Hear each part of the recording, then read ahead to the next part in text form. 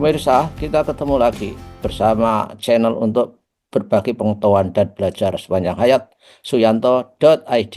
Jangan lupa dukung kita, klik subscribe, dan bisa juga share video ini. Nah, video apa yang akan kita share dengan saudara-saudara semua? Kita akan membahas pembelajaran mendalam atau yang dikenal di dunia deep learning bersama narasumber kita yang luar biasa, yaitu Ibu Profesor Yuli Rahmawati, PhD. Beliau adalah Adikbud di Kementerian, maaf, Adikbud di Kedutaan Besar RI di Canberra, di Australia. Dan kita beruntung bisa berbicara dengan beliau hari ini. Kita sapa dulu, tapi sebelum menyapa, kalau ini video sampai ke gadget Anda, ini adalah berkat editor channel kita, Mas Heri Teguh Yono. Assalamualaikum warahmatullahi wabarakatuh, Prof. Yuli. Waalaikumsalam, Prof. Sianto. Apa kabar? Alhamdulillah baik, dan kita mengundang Ibu untuk ikut menjelaskan masyarakat mengenai gegap gempita pembelajaran mendalam. Mereka masih menyebutnya deep learning. Seminar di mana-mana ada, pelatihan ada, terutama kita perlu menjelaskan mengenai pengalaman belajar itu ya, Prof. Yuli, dan bagaimana kaitannya, apakah itu merupakan sintek atau tidak, karena di masyarakat sudah berdebat soal itu. Prof. Yuli.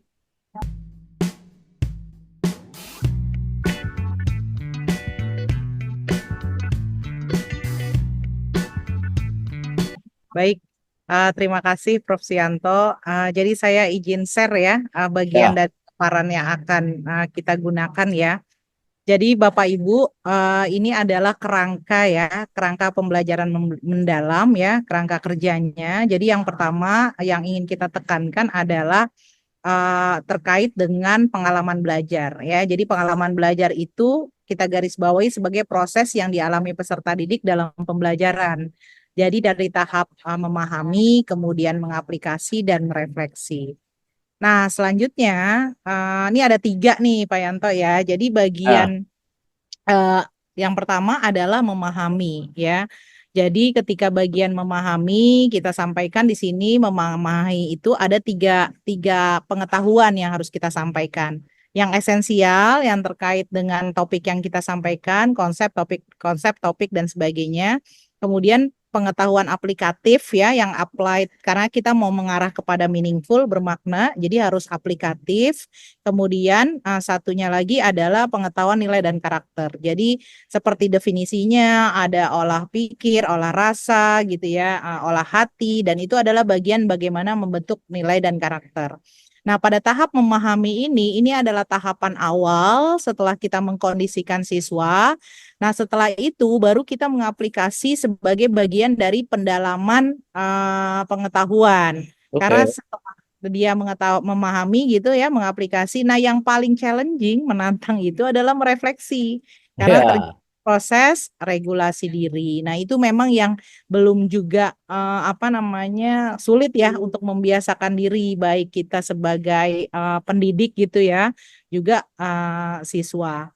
Nah, mungkin saya lanjut ke penjelasannya ya. Di sini sebelumnya di materi yang naskah akademik itu Bapak Ibu bisa melihat ya bagaimana yang kita sampaikan di tahap awal nih memahami karena dia adalah proses konstruktivis apa namanya pengetahuan mengkonstruksi secara mendalam, maka kita menyampaikan jenis-jenis pengetahuan tadi terkait konsep memang ada di tahapan ini. Karena ya. dan kita harus memastikan nih Pak Yanto masalahnya. Mungkin bahasanya dari pindah memahami ke mengaplikasi gitu ya. Kita harus memastikan siswa kita, peserta didik kita memang paham gitu ya, paham konsepnya, pastikan memang mereka bertahap untuk memahami konsep ya, kayak seperti scaffolding.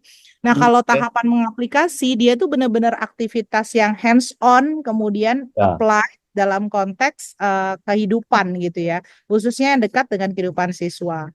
Nah, baru kita merefleksi ini memang proses belajarnya lebih kepada regulasi diri yang akhirnya dia bisa belajar mandiri. Nah, saya mau sampaikan kerangkanya ya, salah satunya karakteristik yang kita konstruk ya. Tadi kita udah ya, lihat esensial nih Pak Yanto. Jadi yang memahami, ketika memahami itu kita menghubungkan pengetahuan baru dengan pengetahuan sebelumnya. Nah, ini kan konstruktivisme ya.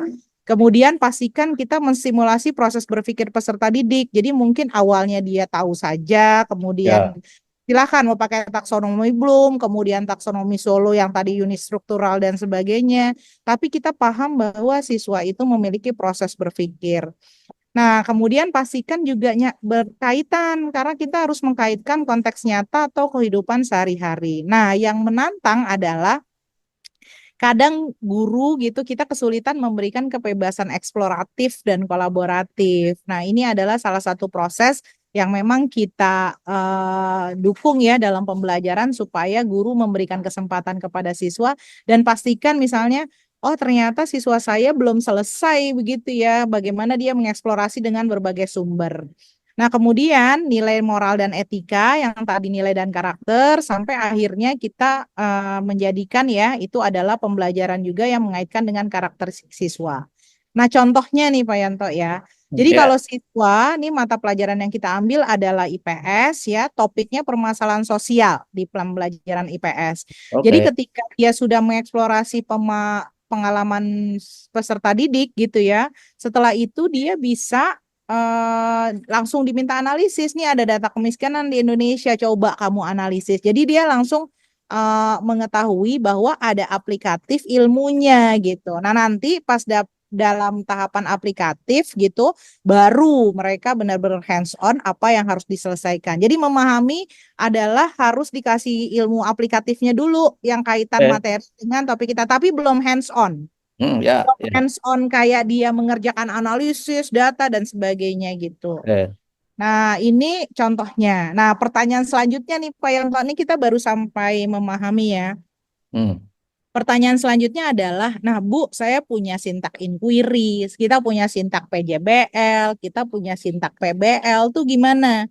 Terus oke, kemarin kita udah bilang ada prinsip. Nah, kalau prinsip tuh bebas, boleh tiga-tiganya, boleh satu saja, tidak harus berurutan. oke. Jadi bisa saja tahapan memahami itu hanya berkesadaran bermakna, tapi bisa saja bermakna berkesadaran bermakna menggembirakan. Bisa saja hanya menggembirakan.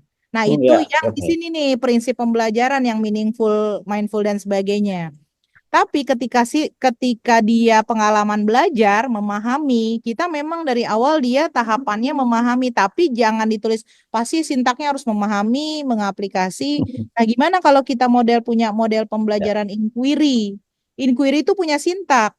oke. Jadi, misalnya ada 6 sintak inquiry. Kemudian kita lihat, oh kayaknya kalau di inquiry pas orientasi dia mengidentifikasi topik, merumuskan masalah. Ini masih tahapan memahami. Berarti kita masukkan dua sintaknya inquiry yang awal itu bagian memahami. Ternyata anak Oke. diminta mengumpulkan data, menganalisis berarti itu mengaplikasi begitu Pak Yanto. Jadi Ya, jadi, memang mm, Bu Yuli, harus mm, kita highlight ya. Dalam mm, kegiatan pembelajaran itu, guru bisa memiliki sintek dari eh, apa model. model Ya, pembelajaran yang ada. yang ada, apakah itu inquiry atau Ya, problem solving project atau base. Ya, discovery learning, ya, itu iya, dalam konteks untuk menciptakan pengalaman belajar di iya, dalam pembelajaran mendalam atau deep learning. benar. Nah, ini jangan sampai dikacaukan bahwa pengalaman belajar itu adalah merupakan sintaknya. Jadi, itu Mm-mm. yang harus dicapai dengan menggunakan sintak dari Ya, model-model iya, belajar. Nah, inilah benar. yang Iya. harus Ya, jadi ditekankan. siswa harus merasakan dia mengalami proses memahami topik, dia harus merasakan dia memahami konsep secara mendalam, ya, tahap awal gitu kalau misalnya kita ingat dari taksonomi Solo, taksonomi belum sebelumnya yang sudah dijelaskan gitu ya. Jadi dia bisa merasakan bahwa pada saat itu dia masih pada tahap ya memahami tadi yang pengetahuan-pengetahuan yang diberikan.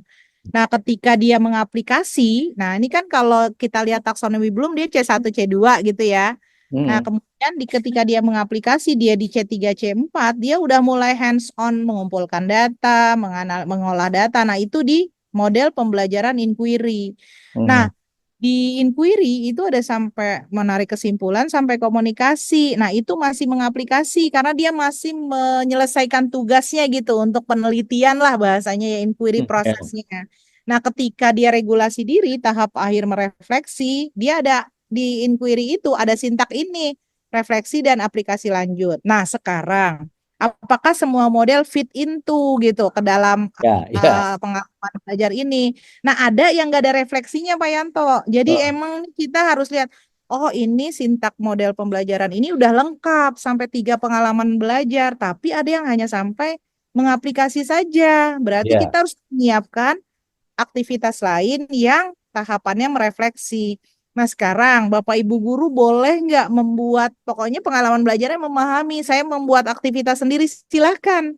Jadi ya. Bapak Ibu guru, pas oh, saya nggak mau pakai inquiry, saya nggak mau pakai project base, saya nggak mau pakai problem base, tidak apa-apa, silahkan Bapak Ibu masukkan aja kira-kira aktivitas yang saya ingin lakukan di kelas apa pada pengalaman belajar memahami, pengalaman belajar mengaplikasi, dan pengalaman belajar merefleksi. Nah, nanti di panduan kita lebih lengkap lagi, di paparan sosialisasi yang lebih lengkap lagi juga akan melihat seperti apa sih sebenarnya ketika memahami, mengaplikasi maupun merefleksi. Hmm. Demikian Pak Yanto untuk pengalaman belajar ya.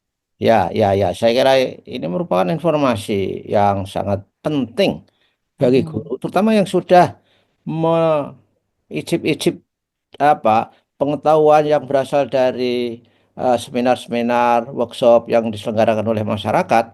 Mudah-mudahan bisa melihat ini. Inilah konsep yang formal oleh kementerian akan dijadikan untuk pendekatan pembelajaran yang kemudian disebut dengan pembelajaran mendalam. Saya kira ini gambarnya sudah selesai belum, Bu Yuli? Kalau sudah perlu di stop share ya, saya kira. Ya. Oke, dan oleh karenanya saya kira eh, guru ketika awal itu kan bingung, bingung sekali dari mana mulainya. Eh, dari mana mulainya? Ya tentu saja melihat kerangka pembelajaran mendalam tadi, terutama dalam apa pengalaman misalkan saja itu bisa nggak tiba-tiba itu, oh ya, kan harus bertahap ya Bu Yuli ya, Bu Ya, Yuli. harus bertahap. Karena kan kalau di planning kalau kita pembelajaran mendalam itu kan seperti lapisan-lapisan ya Pak Yanto Ya, ya. ya, ya, ya, ya. Iya, jadi itu memang proses mencerminkan proses berpikir juga gitu.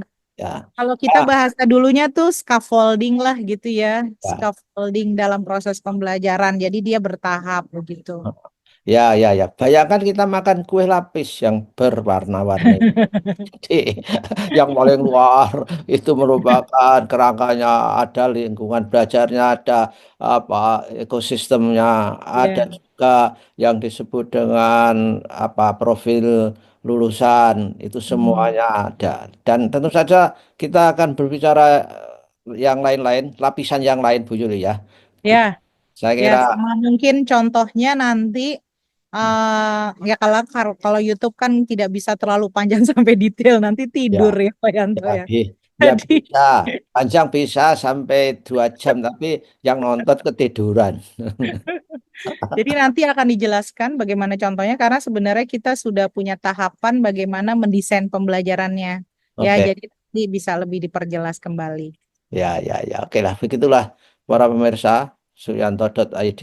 Ini tadi ada di episode 4 dan tentu saja Anda akan melihat episode-episode berikutnya bersama Ibu Profesor Yuli Rahmawati, PhD, merupakan The Education and Cultural Attaché, jadi dari Australia. Terima kasih atas perhatian saudara.